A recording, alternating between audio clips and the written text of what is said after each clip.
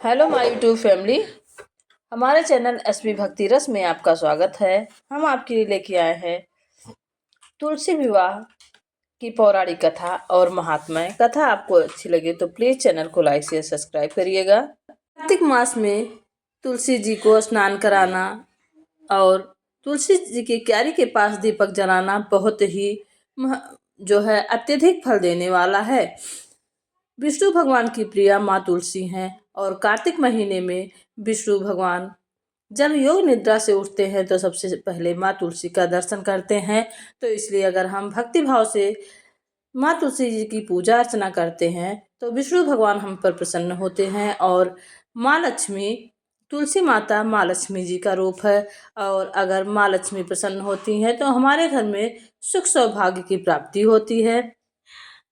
धार्मिक मान्यताओं के मुताबिक तुलसी विवाह के दिन माता तुलसी और भगवान शालिग्राम की पूजा करने से मनोकामना पूर्ण होती है और विवाह में सुख समृद्धि बनी रहती है।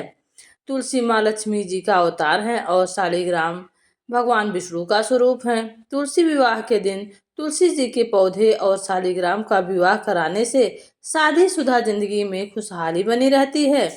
जिन लोगों के यहाँ शादी में देरी हो रही हो उनके लिए तुलसी विवाह कराना शुभ माना जाता है। निसंतान लोगों को संतान की प्राप्ति होती है। जिस घर में तुलसी माँ का पौधा होता है वहाँ माँ लक्ष्मी नारायण की कृपा बनी रहती है। तुलसी विवाह मानसून के अंत और शादी के मौसम की शुरुआत का प्रतीक है। तुलसी विवाह कार्तिक महीने के शुक्ल पक्ष की द्वादशी को मनाया जाता है। तुलसी विवाह के दिन तुलसी के पौधे और भगवान शालिग्राम का श्रृंगार किया जाता है। तुलसी विवाह के दिन भक्त व्रत रखते हैं और माता तुलसी और भगवान श्री कृष्ण की भक्ति भाव से पूजा करते हैं। आइए सुनते हैं माँ तुलसी जी की पौराणिक कथा। तुलसी जी के विवाह की पौराणिक कथा जिसे सुनने से जो भी सुनता है उसके जो है विवाह और दाम्पत्य जीवन में खुशहाली आती है और परस्पर प्रेम बना रहता है और परिवार में सुख समृद्धि का वास होता है। एक महत्वपूर्ण बात कि तुलसी विवाह के दिन क्या दान करना चाहिए। तुलसी विवाह के दिन तुलसी माता और भगवान विष्णु की विधिवत पूजा करनी चाहिए। तुलसी विवाह के दिन माता को लाल चुंदरी, सिंदूर, बिंदी, चूड़ी, आलता जैसे सुहाग का सामान चढ़ाना चाहिए। तुलसी विवाह के दिन तुलसी पौधे की परिक्रमा अवश्य ही करनी चाहिए। इस दिन माता तुलसी को भोग लगाएं और तुलसी के स्तोत्र का पाठ करें। हर साल कार्तिक मास में शुक्ल पक्ष की एकादशी पर भगवान विष्णु शालिग्राम रूप और माता तुलसी जी का विवाह बड़े ही धूमधाम से किया जाता है। कई लोग द्वादशी तिथि पर भी तुलसी माता का विवाह करते हैं। तुलसी भगवान विष्णु को अति प्रिय है। तुलसी बिना भगवान विष्णु को जो है भोग स्वीकार नहीं करते। लेकिन क्या आप जानते हैं कि पौराणिक कथाओं के मुताबिक भगवान विष्णु से पहले तुलसी का विवाह राक्षस कुल में एक असुर से हुआ था। इतना ही नहीं, तुलसी का जन्म भी राक्षस कुल में हुआ था। इसके अलावा राक्षस कुल में जन्म के बाद भी भगवान विष्णु को तुलसी माता अति प्रिय क्यों है, आइए जानते हैं पूरी पौराणिक कथा। तुलसी पूर्व जन्म में एक लड़की थी जिसका नाम बिंद्रा था और राक्षस कुल में ही जन्म हुआ था। राक्षस कुल में जन्मी यह बच्ची बचपन से ही भगवान विष्णु की भक्त थी।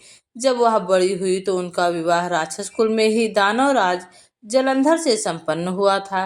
राक्षस जलंधर समुद्र से उत्पन्न हुआ था। बिंद्रा बड़ी ही पवित्र स्त्री थी। वह सदा अपने पति की सेवा किया करती थी। एक बार देवताओं और दानवों में युद्ध हुआ और जलंधर युद्ध पर जाने लगे तो बिंद्रा ने कहा, आप युद्ध पर जा रहे हैं, आप जब तक युद्ध में रहेंगे मैं पूजा में बैठकर आपकी जीत के लिए अनुष्ठान करूंगी। जब तक आप नहीं लौट आते मैं अपना संकल्प नहीं छोड़ूंगी। इसके बाद जलंधर तो युद्ध पर चला गया और बिंद्रा व्रत का संकल्प लेकर पूजा में बैठ गई। उनके व्रत के प्रभाव से जलंधर को ना हरा सके, देवता ना हरा सके। सारे देवता जब हारने लगे तो विष्णु जी के पास पहुंचे और सभी ने भगवान से प्रार्थना की। भगवान ने जवाब दिया कि बिंद्रा मेरी परम भक्त है, मैं उससे छल नहीं कर सकता। इस पर देवता बोले कि भगवान दूसरा कोई उपाय हो तो बताइए, लेकिन हमारी मदद जरूर करें। इस पर भगवान विष्णु ने जलंधर का रूप धरा और वृंदा के महल पहुंच गए। वृंदा ने जैसे ही अपने पति को देखा, तुरंत पूजा से उठ गई और उनके चरणों को छू लिया। इधर वृंदा का संकल्प टूटा, उधर युद्ध में देवताओं ने जलंधर को मार दिया और उसका सिर काट कर अलग कर दिया। जलंधर का कटा हुआ सिर जब महल में आ गिरा तो वृंदा ने आश्चर्य से भगवान की ओर देखा, जिन्होंने जलंधर का रूप रखा था। इस पर भगवान विष्णु अपने रूप पर आ गए। कुछ बोल ना सके। वृंदा ने कुपित होकर भगवान विष्णु को श्राप दिया कि वे पत्थर के हो जाएं। इसके चलते भगवान तुरंत पत्थर हो गए। सभी देवताओं में हाहाकार मच गई। प्रार्थना के बाद वृंदा ने अपना श्राप वापस लिया। इसके बाद वे अपने पति का सिर लेकर सती हो गई। उनकी राख से एक पौधा निकला। तब भगवान विष्णु ने उस पौधे का नाम तुलसी रखा और कहा कि मैं इस पत्थर के रूप में ही रहूंगा, जिसे शालिग्राम के नाम से तुलसी जी के साथ ही पूजा जाएगा।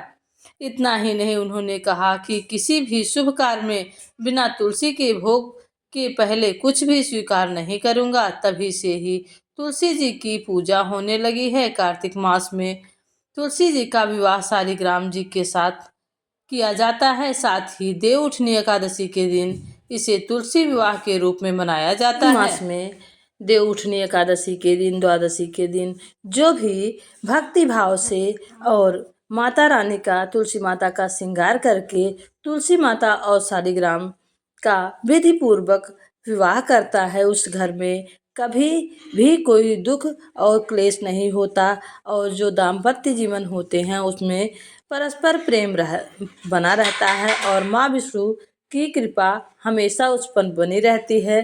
तुलसी माता जो है विष्णु भगवान की प्रिया है और तुलसी माता लक्ष्मी जी का स्वरूप है। इसलिए जो भी भक्ति भाव से कार्तिक महीने में तुलसी माता के पास विष्णु भगवान का नाम लेके प्रदोष काल में एक दीपक जलाता है, उसके घर में कभी सुख संपदा की कमी नहीं आती और कभी कोई कष्ट नहीं आता। और विष्णु भगवान के पास दीपक जलाते हैं सुबह शाम।